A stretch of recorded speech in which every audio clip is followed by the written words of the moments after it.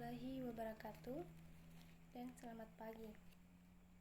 Yang saya hormati Bapak Bakri SPD MPD selaku dosen mata kuliah Bahasa Indonesia dan teman-teman lainnya yang saya hormati.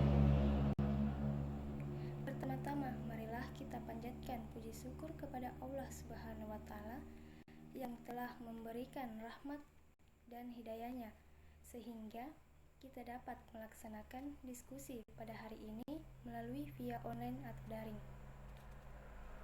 Kami dari kelompok 2 ingin memaparkan materi kami yaitu Bahasa Indonesia Ragam Ilmiah. Perkenalkan, nama saya Febrianti yang akan bertugas sebagai moderator pada hari ini. Adapun anggota kelompok saya adalah Esi Meis Rianti, Jeffrey Fernando, Putri Salsabila, Rein Mustatian Tandiogan, Rivintio Junior, dan Sofia Nabila. Adapun rangkaian diskusi yang akan kita lewati pada hari ini, yang pertama, sesi pembuka, yang kedua, sesi penyampaian dan penyajian materi, yang ketiga, sesi tanya jawab, dan yang terakhir, sesi penutup. Langsung saja, kita mulai ke sesi yang pertama, yaitu pembukaan. Marilah kita mengucapkan basmalah bersama-sama. Bismillahirrahmanirrahim. Selanjutnya adalah penyampaian materi yang akan dibawakan oleh Jeffrey Fernando. Saya persilahkan. Oke, Bahasa Indonesia Ragam Ilmiah. Apa itu Bahasa Indonesia Ragam Ilmiah? Bahasa Indonesia Ragam Ilmiah adalah variasi bahasa menurut pemakaian yang berbeda-beda menurut topik yang dibicarakan. Menurut hubungan pembicara, kawan bicara, orang yang dibicarakan, serta menurut medium pembicara atau penengah.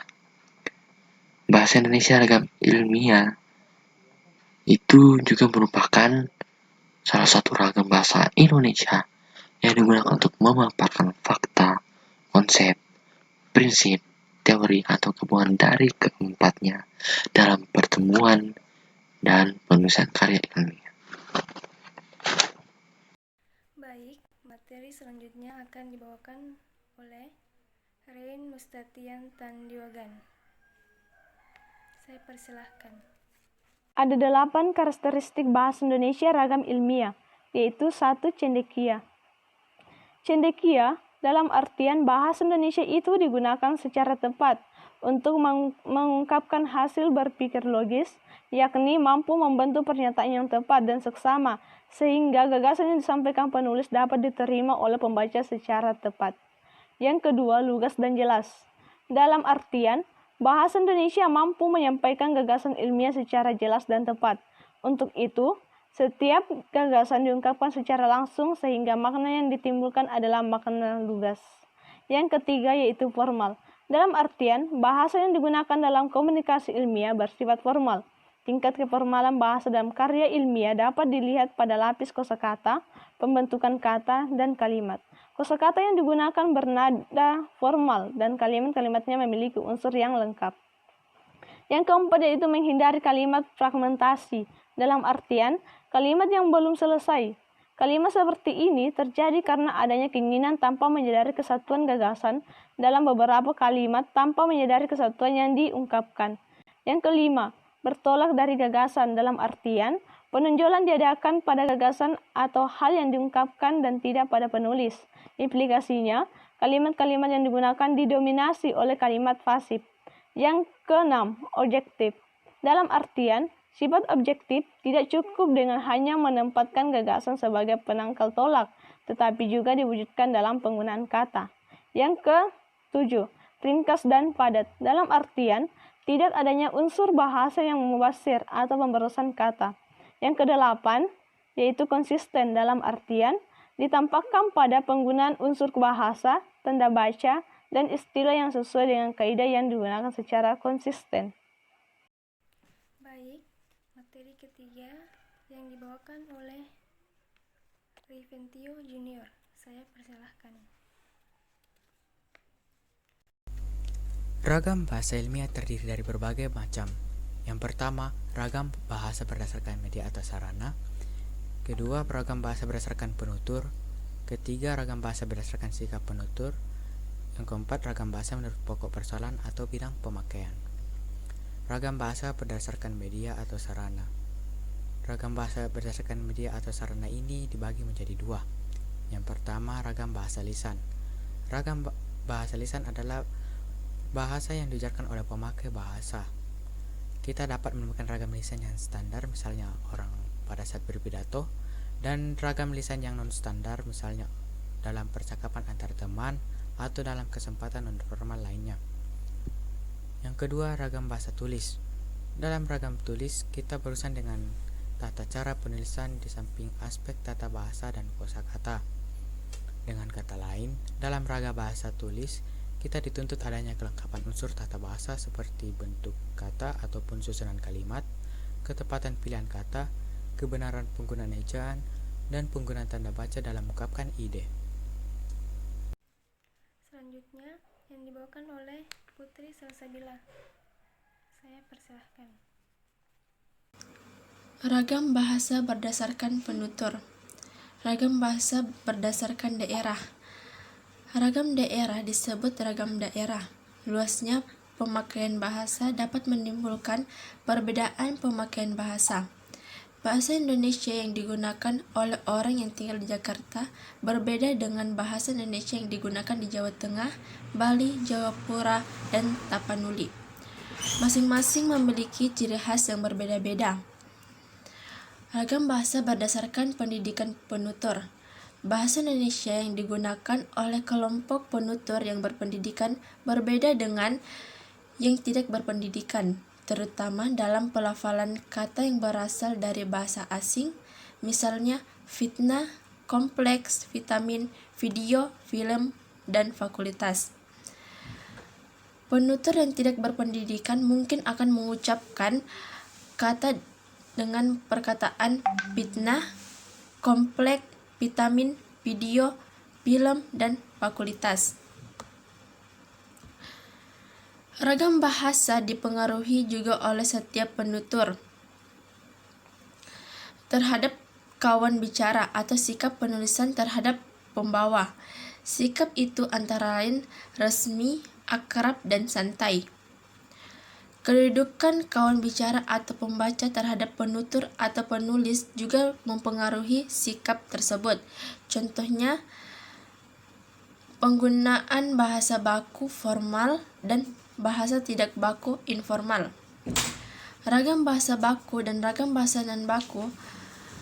Ragam bahasa baku dipakai dalam 1. Pembicaraan di muka umum, misalnya pidato kenegaraan, seminar, rapat dinas, memberikan kuliah atau pelajaran. 2.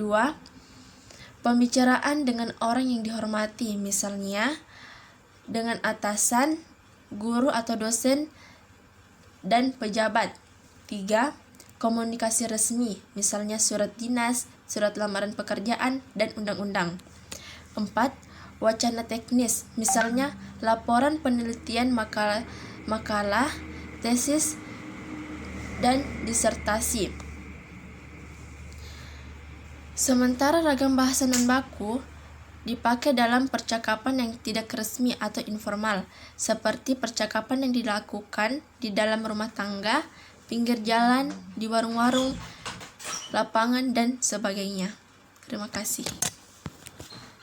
Baik, sebelumnya kami mohon maaf karena teman kami yang bernama Esi Meisrianti tidak sempat mengikuti diskusi bersama kami karena adanya masalah jaringan. Baik, materi Esi Meisrianti akan dibacakan oleh Jeffrey Fernando Lemi Magande. Saya persilahkan. Ragam bahasa menurut pokok persoalan atau bidang pemakaian. Ragam bahasa yang digunakan dalam lingkungan agama berbeda dengan bahasa yang digunakan dalam lingkungan kedokteran, hukum, atau pers. Bahasa yang digunakan dalam lingkungan politik juga berbeda dengan bahasa yang digunakan dalam lingkungan ekonomi atau perdagangan, olahraga, seni, dan atau teknologi. Ragam bahasa yang digunakan menurut pokok persoalan atau bidang pemakaian ini dikenal dengan istilah laras bahasa. Perbedaan itu tampak dalam pilihan atau penggunaan sejumlah kata atau peristilahan atau ungkapan yang digunakan dalam bidang tersebut. Misalkan masjid, gereja, vihara adalah kata-kata yang digunakan dalam bidang agama. Contoh lainnya yaitu koroner, hipertensi, anemia digunakan dalam bidang kedokteran. Variasi dalam bidang tata bahasa sebenarnya juga tampak dalam ragam bahasa menurut pokok persoalan. Kita dapat mengenali kalimat-kalimat dalam khotbah atau doa, kalimat-kalimat dalam karya ilmiah, kalimat-kalimat dalam undang-undang, dan kalimat-kalimat dalam sastra. Baik, materi selanjutnya yang dibawakan oleh Sofia Nabila. Saya persilahkan. Penggunaan ragam bahasa ilmiah yang digunakan dalam bentuk karya tulis ilmiah, misalnya laporan penelitian atau studi, makalah, skripsi, tesis, dan disertai adalah bersifat formal. Bahasa dalam percakapan sehari-hari serta percakapan lisan tidak tepat apabila digunakan untuk menyampaikan informasi dan konsep yang berkadar ilmiah. Bahasa yang bersifat ilmiah tidak mementingkan efek-efek perasaan yang timbul, seperti yang dipertimbangkan dalam bahasa ragam sastra. Sifat bahasa ragam ilmiah yang khusus atau spesifik tampak pada pemilihan dan pemakaian kata serta bentuk gramatika, terutama dalam tataran sintaksis. Kata yang digunakan dalam bahasa ilmiah bersifat denotatif, artinya setiap kata hanya mempunyai satu makna yang sesuai dengan konsep keilmuan atau fakta yang disampaikan. Demikian pula kalimat yang digunakan dalam bahasa ragam ilmiah bersifat logis. Hubungan antara bagian kalimat dan kalimat tunggal atau hubungan antara klausa dalam kalimat majemuk kompleks mengikuti pola bentuk hubungan logis. Baik, itulah tadi pemaparan materi dari kami. Jika ada kesalahan, kami mohon maaf. Mungkin itu saja. Kami akan membuka sesi pertanyaan di aplikasi Zoom nanti. Sekian dari kami. Wassalamualaikum warahmatullahi wabarakatuh.